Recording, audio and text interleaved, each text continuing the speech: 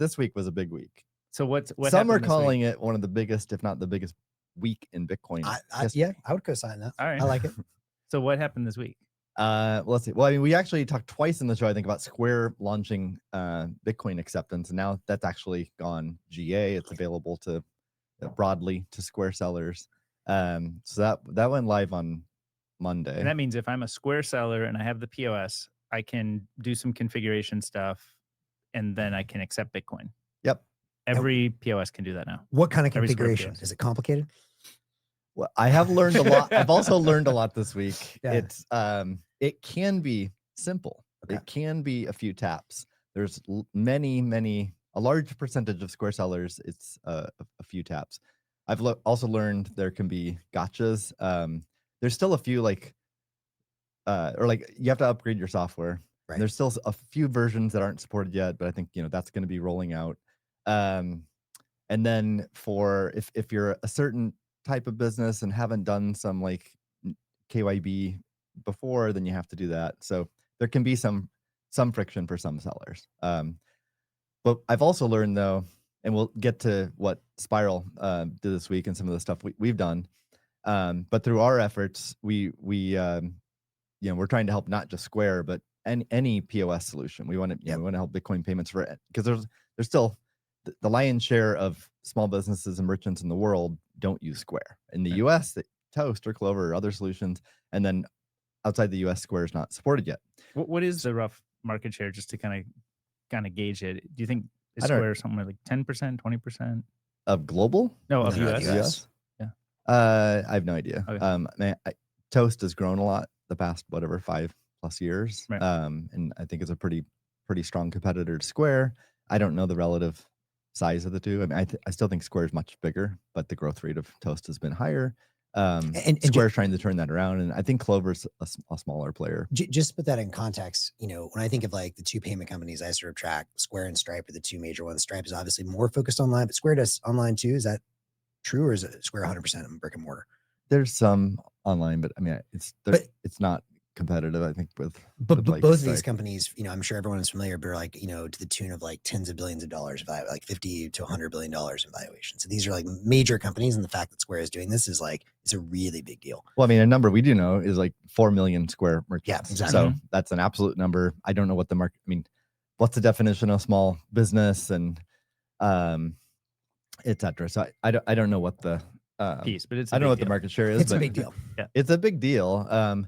So let's see some what are some insights? I forget the insight I was going to give, but another insight is that I do think in-person payments, like honestly, 2 months ago, I was kind of, and I think I even said it on the show, kind of skeptical of like Americans buying a coffee with Bitcoin.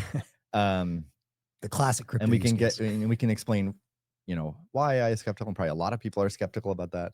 And then like why my mind's changed a bit. But one piece of it is that in-person payments, you have that, it's way more of a human connection. Mhm. Like with a local merchant, like you've typically, each person generally has like a few merchants that are their favorites, their regulars.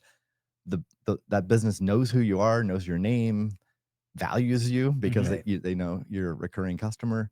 And you care about that business hanging around. Like for DK and me, like local bike shops are a thing, right? Yeah. And so even though often I could buy a gear or bike part even 50% cheaper or whatever online, I'd almost prefer to buy it locally just to keep the bike shop in business, because they repair my bike and and when you have a problem, they're available to have a problem or to handle we a problem. had a problem. I had a problem on our ride the other day, and like right after the thing, dropped it off 10 minutes later, and it was fixed in like an hour. Yeah, you can't get that if you go for the cheapest online thing.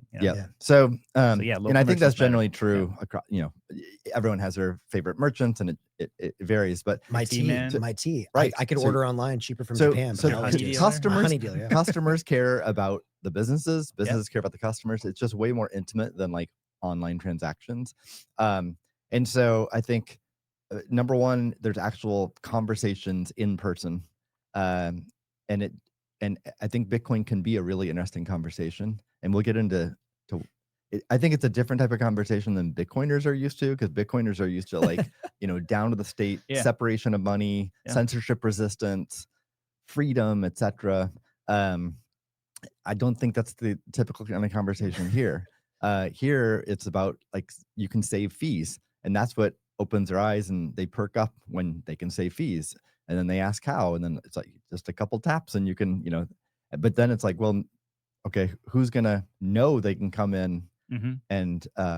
and make Bitcoin payments and help you save fees? And why would they? Like Bitcoiners will do that, but what about the rest of the people? What's going to motivate them? And we've talked about early, on previous episodes, like Pink Owl is going to give a 21% discount, so which is super extreme. But giving incentives and discounts is one. We've seen some merchants show the plushie. They literally, put it right by the cash register. And really, I didn't know that. Oh, you didn't? No, that's cool. Pink Owl No, does that's that, cool. and both. So Bob, who works out of Presidio Bitcoin, he Bitcoin Bob, you mean? Bitcoin Bob. Yeah, I've renamed him with the B. Right, with the the B B, is the Bitcoin symbol. Bob's great, and he went to 7 merchants in Larkspur in Marin, where he lives, and all 7, or none of the 7 knew anything about Bitcoin. So they were not like Pink Owl folks are like hardcore Bitcoiners. These 7 merchants didn't know anything about Bitcoin. He's already converted 2 of them to accept Bitcoin, and they now show up on the map. And both of them are displaying, put the plushie by the register. Really? It helps. It creates awareness. Wow. And it's a lighthearted way to strike up conversation too. Yeah. Again, it's not hardcore. It's kind of silly, kind of goofy. But like it's way more human than a lot of Bitcoin content. Say down with the state. What his face says is that he's grumpy about 3% fees, right? Yeah, exactly. Which is in the one pager that leave behind the. Before we get into the fees, which is that's the money shot to me. But if the plushie is so successful, and I know we're still owed a performance from DK in this plushie suit, does that mean perhaps Pink Owl Coffee needs someone to come and perhaps dance around with a billboard? Exactly, a sign in there one Saturday. I'm just saying there is a suit available. There is a man who was supposed to wear the suit. All right. Dress me up. We might have to do that. I need makeup and wardrobe. But why could Bitcoin payments actually take off this time? I think multiple reasons. One, again, I like comparing Square versus Stripe. Yeah. Stripe is it's impersonal. Like it's amazing. Like I'm online, I'm on some e-commerce site. I need to make a purchase. I click a button. It's super simple. But there's no human connection. There is no conversation to be had. Would I care about using Bitcoin there? Maybe if privacy matters for that purchase, then I would care. If I'm given some kind of money back or incentive beyond what I'm already getting with credit cards, then that could be useful. But or if you're in India or a country, you can't use Stripe. Yeah, that's the other big example. So definitely there's still reasons to do it for e-commerce, but I guess I'm just more bullish on the in-person stuff for the reasons we just mentioned. So that's one reason. I think leading with save fees is definitely, that's been my experience talking to merchants and everyone else's experience. And most of these local merchants, you might hear 3% and think that sounds small, right? But most of these local merchants are probably operating on something 9 or 10% margin. So it's double digit. It would be a double-digit percentage increase in their profit margin. Huge win, potentially money doubling. to take home. Yes. Right. I mean, if you have 6% profit margin, then it's half of your profit margin. I think we should pause here because we have not made this explicit. I think this is a big point worth stopping and focusing on. So to be clear, this is my understanding. Any merchant that opts into Bitcoin payments today is paying exactly 0% fees right now. Historically, they're paying whatever it is, 2.9% with Visa plus some like a quarter or whatever the full charges. Visa, MasterCard each have their own things. But to go from paying 3% to 0%, and to be clear, the fact that Square, and I understand they're doing this through all of 2026 as a promo and then charging 1%. So eventually they will have to pay something, but it's still much lower. Like, that's crazy to me. That is such a huge deal. And it's also just like a shout out to you guys for actually, I mean, I'm shocked like everyone was on board with this, but it's wild. And like, it's almost, I was saying this to Bob last night. The only issue I see with it is it almost sounds too good to be true. Like if you go to a merchant and you say, hey guys, would you like to just not pay any fees at all? Like who would say no? Well, okay, multiple things. One, we're already seeing evidence that they're saying yes. Like just in like Bob's anecdote, he went to 7 merchants. None of them knew anything about Bitcoin. Already 2 of them are accepting Bitcoin, right? So people who are passionate about Bitcoin and want to see this happen, get out there and do this. we'll get to Spiral's created a marketing kit for you as well. We'll talk about that in a little bit. So yeah, I think there's reason to believe that they will do it. Now, what are still some of the challenges though, right? Yeah.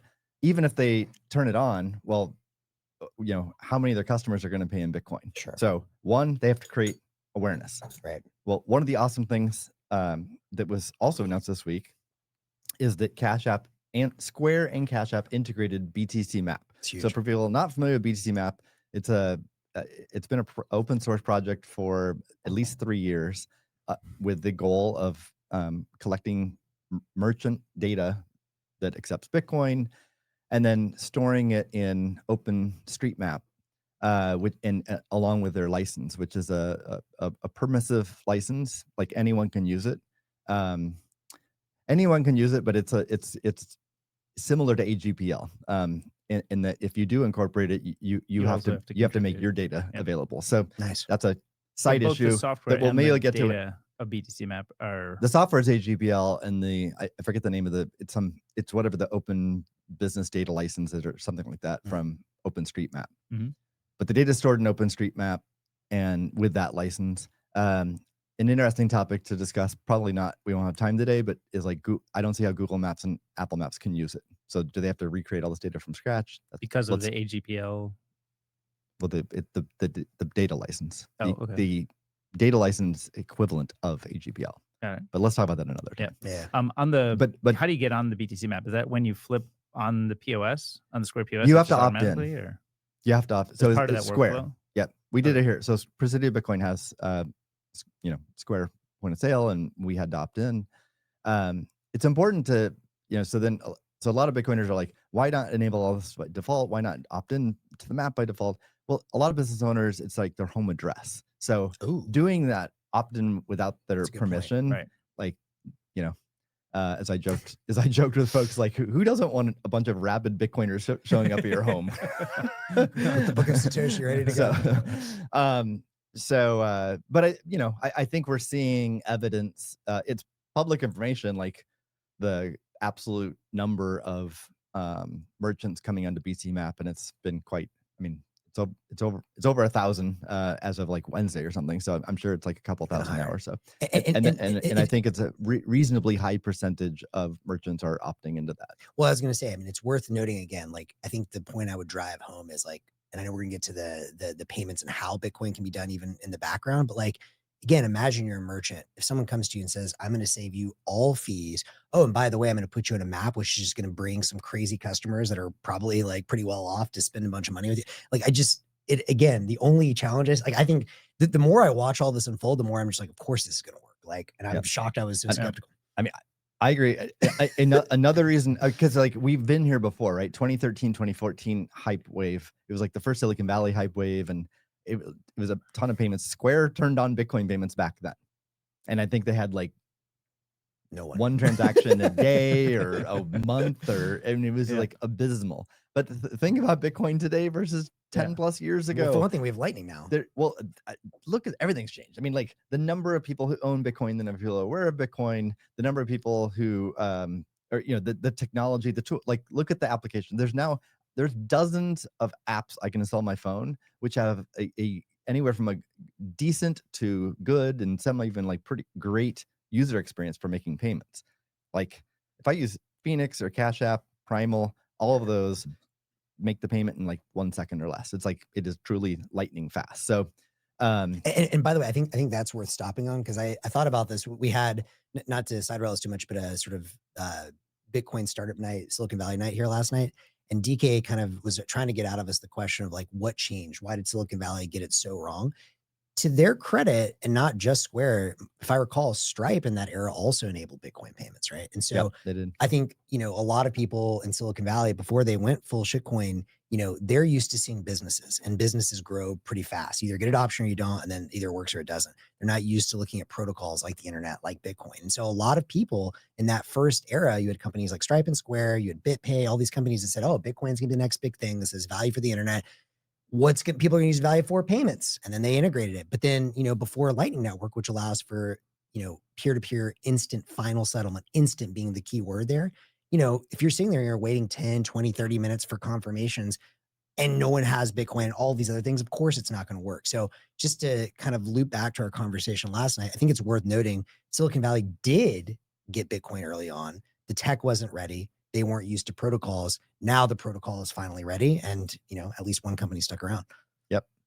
So, yeah, I think comparing it to 10 years ago, like things are dramatically different. That's another big change. And But general awareness, like from TradFi, you know, love it or hate it, but it's a force for awareness in the world. And national politics, love it or hate it, but it's a force for awareness in the Yep. world. So, but there's still barriers. So let's talk about some of the, because you're saying like it's a no-brainer for a merchant to enable it. I mean, I agree with that because it's like it's simple, or at least for Square merchants, it's simple to turn on. Oh, I know what I was going to say earlier. Let me add that really quick. This has forced me to better understand the other existing Bitcoin point of sale solutions. Because with the Spiral project, we created a website for merchants, and we didn't want it to be Square exclusive because even though we work for Block, like our mission is all of Bitcoin, right? And so number one, we want to be neutral and fair and credible, and number two, like I said earlier, there's a ton of merchants around the world who can't use Square or don't use Square, right? So what do? So we on our website we promote other point of sale solutions too, but it's very different than Square. Well, obviously, I mean, these are like I- be- startups. Well, not just that, but just like Square is sort of your back end system too, just Right. as Toast and Clover are. So if you're using Toast and you want to accept Bitcoin payments, yes, you can use Wallet Satoshi or Mana or Ibex Pay or BTC Pay, these various solutions, but it doesn't integrate with your backend system. So then you have two separate records of transactions, and then it likely complicates your accounting and taxes and everything. Yeah. So it's just a way bigger barrier. So I fear that for those merchants, it's still, you got to be a hardcore Bitcoiner to do that. I mean, to use a non-Square POS to accept Bitcoin. But if you use a non-Square, well, if you don't use Square and you need to use a non-Square Bitcoin POS, it's way more friction. So you have to be a hardcore Bitcoiner. But with Square, you don't have to be a hardcore Bitcoiner, and we're already seeing evidence of that play out.